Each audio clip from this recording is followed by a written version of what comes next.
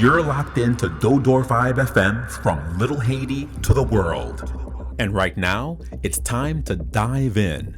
This is DodorVibe Deep Dive, your rundown of the top stories that mattered this week, from Haiti to the U.S., Port-au-Prince to Paris, and across the Caribbean diaspora. News, culture, and headlines that hit home. Whether you missed it or need a recap, we've got you. This is DodorVibe Deep Dive, and it starts right now. Let's go. Welcome to the Deep Dive.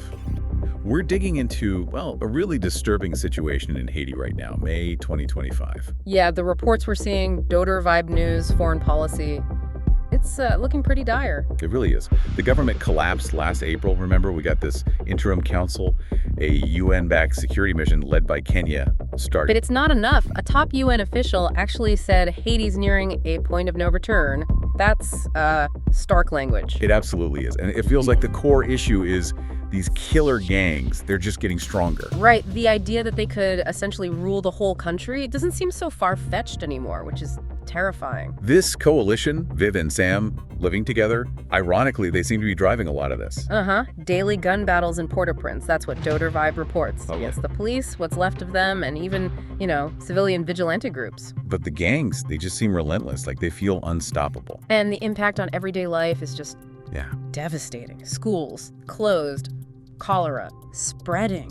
Even the Marriott Hotel had to shut down. That used to be a symbol of, well, some stability. And now reports say gangs have surrounded the offices of Digicel. That's Haiti's main cell network. Wow. If that goes down. Exactly. One analyst said Haiti could just go dark, cut off vital communication. It's incredibly worrying.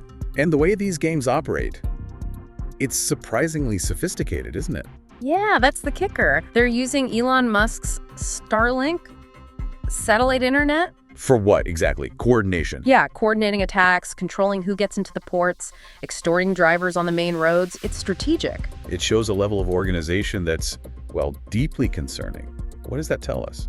It tells us they're adaptable, resourceful. They're using modern tech to bypass crumbling infrastructure. Makes them much harder to fight. This isn't just random violence. And the human cost. Yeah. It's just staggering. Yeah. The numbers from February and March alone this year. Over 1,000 killed, 60,000 newly displaced. And that's on top of the million already displaced over the last 2 years. That's almost, 10% of the population? Nearly 10%. It's horrifying. And then you have these videos circulating, severed heads. It's just barbaric. What's the point of that level of brutality? It's psychological warfare, pure and simple, instilling fear, crushing resistance, breaking people's spirit. And the displacement just makes everything worse. Resources, disease, instability. It's spreading, right? This isn't just Port-au-Prince anymore. Central Haiti. Yeah, areas that were relatively calmer are now fracturing. Mirabelais, for example, is reportedly gang-controlled now. DodorVibe called Haiti a criminal enterprise, like the wild, wild west. How do you even begin to tackle that when it's so spread out? It makes a unified response incredibly difficult. You're not fighting one central enemy. It's this patchwork of gang territories eroding any state authority. Okay, so what about the U.S. response? Foreign Policy reported on May 9th the Trump administration designated 2 gangs. Viv Ansam and Grand Griff. Yeah. As foreign terrorist organizations, FTOs. The rationale given was being tough on drug trafficking, and Secretary of State Rubio talked about ending impunity. What's the goal there? The intention is likely to squeeze them financially, cut off access to funds, limit their ability to operate internationally. But there are concerns, right? Experts, like Romain Lacour from the Global Initiative Against Transnational Organized Crime. Exactly. They're raising red flags, particularly about humanitarian aid. How so? Well, aid groups often have to, coordinate or at least pass through areas controlled by these gangs to reach people who desperately need help. Right. If the gangs are FTOs, providing any kind of support, even indirectly, could theoretically trigger U.S. sanctions. And Foreign Policy pointed out a key difference.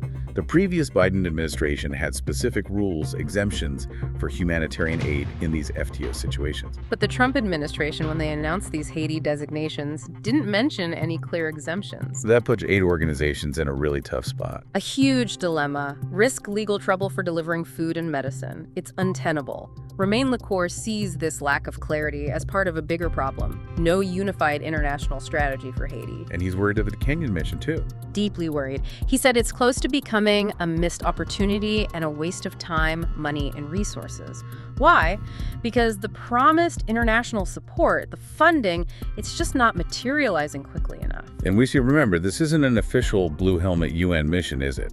No, it's UN authorized, but it relies entirely on voluntary contributions. Countries pledging troops, countries pledging money. And if those pledges don't come through reliably? Then the mission is hampered, it can't deploy effectively, can't sustain operations. It introduces a lot of uncertainty right when Haiti needs stability. And what about Haiti's neighbors? Latin America? Not much engagement, it seems. Renata Segura from the International Crisis Group called the region's approach shameful, basically washing their hands of the crisis. Did she have suggestions? She floated the idea of making it a formal UN peacekeeping mission, and that would mean more stable UN funding, but... Big political hurdles at the UN Security Council. Exactly. Getting consensus, especially with Russia and China, securing votes and money, it's a tough political lift right now. Speaking of politics, just this week, Senator Jeanne Shaheen, the top Democrat on the Senate Foreign Relations Committee, she publicly urged Secretary Rubio to prioritize Haiti. Yeah, I saw that. What did she recommend? Reconsidering funding cuts, pushing hard for money for the international mission, and, interestingly, engaging with Russia and China about a formal UN mission. So echoing Segura's point and acknowledging you need those big players on board at the Security Council. Right. And Shaheen laid out the stakes clearly. She warned Haiti could become a failed state. Which means? Worsening humanitarian crisis, obviously, mass migration, but also a haven for transnational crime, drug trafficking, right on the U.S. doorstep. It really highlights how interconnected this all is, and the situation on the ground keeps getting worse. Gangs controlling maybe 85% of the capital. That's the estimate. And displacement in the first quarter of this year was double the same period last year, over 78,000 people. Plus, there are these troubling reports about the Transitional Council itself working with a paramilitary group, the Brigade for the Security of Protected Areas. Yeah, BSAP. They're controversial. What does that collaboration even signal? It could signal desperation, maybe, a willingness to partner with almost anyone against the gangs. But it definitely raises huge questions about accountability, human rights. It's messy. And all this chaos fuels the humanitarian crisis, food insecurity. It's catastrophic. Over half the population, 5.7 million people, facing acute food shortages through June. And thousands, 8,400, facing actual starvation. Why? Just gang violence blocking aid. That's a huge part. Disrupting food distribution, plus the economy collapsing, inflation over 30%. It's a perfect storm. And the effects are being felt outside Haiti, too, right? In the U.S. diaspora. Definitely. The Trump administration ending temporary protected status, TPS, for Haitians and Venezuelans, that's causing real fear, especially in places like Miami, Doral, with large immigrant communities. Local leaders worried about families being broken up, the economic impact. Understandably. Meanwhile, you see the Haitian diaspora in Canada mobilizing, trying to support refugees, planning symposiums like the one in Montreal later this month. Focusing on knowledge transfer, rebuilding. Right, trying to figure out how the diaspora can help Haiti long term. It shows that connection remains strong. And it's important to note, even with everything going on, Haitian culture is still vibrant. Here in Miami, it's Haitian Heritage Month.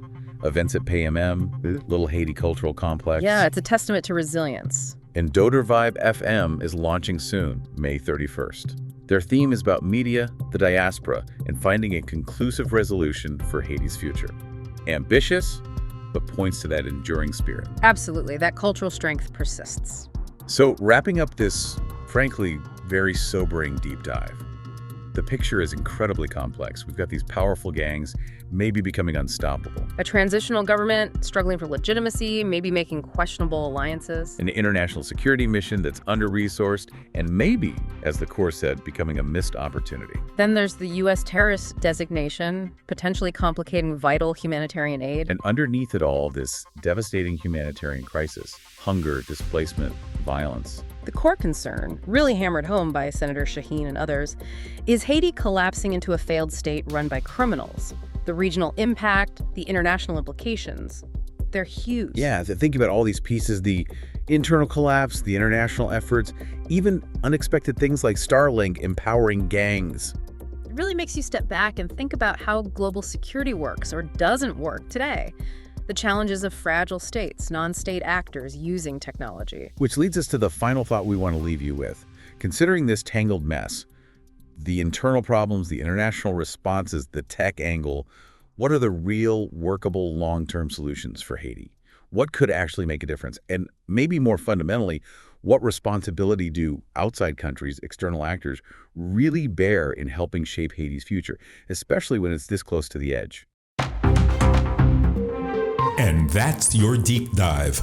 The headlines, the stories, the voices that matter, brought to you by DodorVibe FM. Catch us every week for a recap of the news that moves our people, our culture, and our world. Missed part of the show? No stress. Replays continue all week and are always on DodorVibe.com and on our socials at DodorVibe. Until next time, stay sharp, stay loud, and stay connected. This has been DodorVibe Deep Dive, from Little Haiti to the world.